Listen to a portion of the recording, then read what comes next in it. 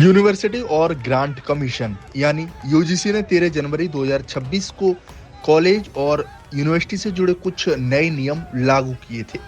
इन नियमों का मकसद था जातिगत भेदभाव को रोकना, लेकिन इसके खिलाफ ही अब सोशल मीडिया पर रोल बैक यूजीसी जैसे हैशटैग ट्रेंड कर रहे हैं।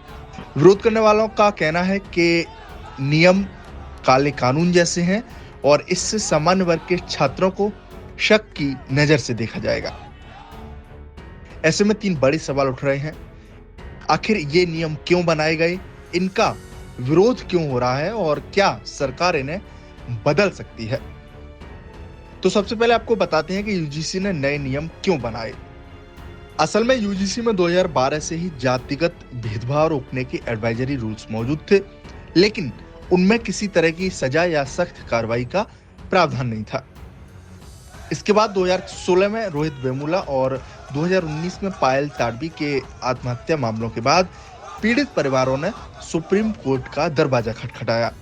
इसके बाद जनवरी 2025 में सुप्रीम कोर्ट ने यूजीसी को निर्देश दिया कि जातिगत भेदभाव से जुड़ी शिकायतों का डेटा जुटाया जाए और सख्त नियम बनाए जाएं। लिहाजा फरवरी 2025 में ड्राफ्ट लाया गया और संशोधन के बाद 13 जनवरी 2026 को नए नियम लागू कर दिए गए। इसके बाद नए नियमों में बड़े बदलाव किए गए। नए नियमों में सबसे बड़ा बदलाव जो था वो ये कि अब जातिगत भेदभाव को साफ तौर पर परिभाषित किया गया था।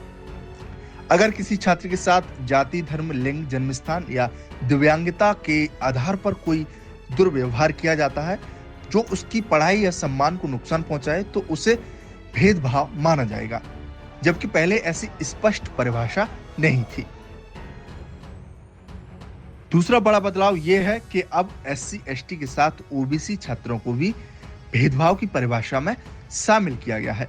हालांकि ड्राफ्ट में झूठी शिकायत पर सजा का प्रावधान था, लेकिन अंतिम नियमों में इसे हटा दिया गया और यही बात विवाद की सबसे बड़ी वजह बन गई। शिकायत करने को लेकर भी कुछ नियम बनाए गए हैं, जिसमें बताया गया है कि शिकायत कैसे और कहां की जा सकती है।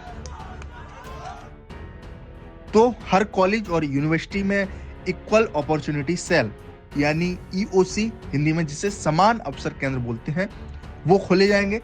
यहाँ छात्र शिकायत कर सकेंगे और सलाह ले सकेंगे।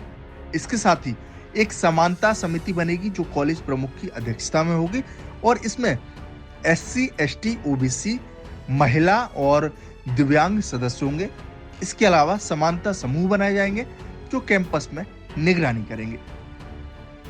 वहीं शिकायत की समय सीमा भी तय की गई है, जिसमें 24 घंटे में शुरुआती कार्रवाई करनी होगी और 15 दिन में रिपोर्ट देनी होगी।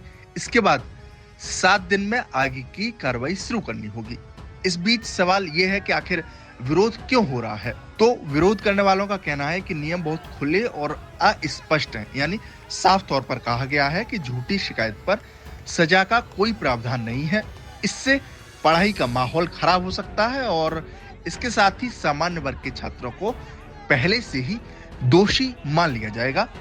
इसी वजह से देश में विरोध प्रदर्शन हो रहे हैं।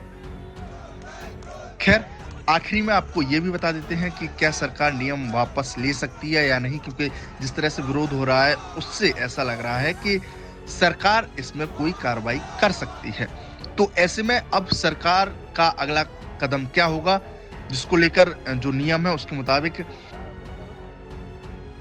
अभी यूजीसी या शिक्षा मंत्रालय की ओर से नियम वापस लेने को लेकर कोई आधिकारिक बयान नहीं आया है, लेकिन विशेषज्ञों का कहना है कि सरकार के पास नियमों में संशोधन करने का पूरा अधिकार है। संविधान समानता और स्वतंत्रता की गारंटी देता है, लेकिन दुरुपयोग रोकने के लिए सुधार संभव है। बहरहाल, यूजीसी के नए नियम भेदभाव रोकने की कोशिश है, लेकिन अब उनके दुरुपयोग का भी डर सामने आ रहा है। ऐसे में सबसे बड़ा सवाल यही है कि क्या इन नियमों में इंसाफ और संतुलन बनाया जा सकता है।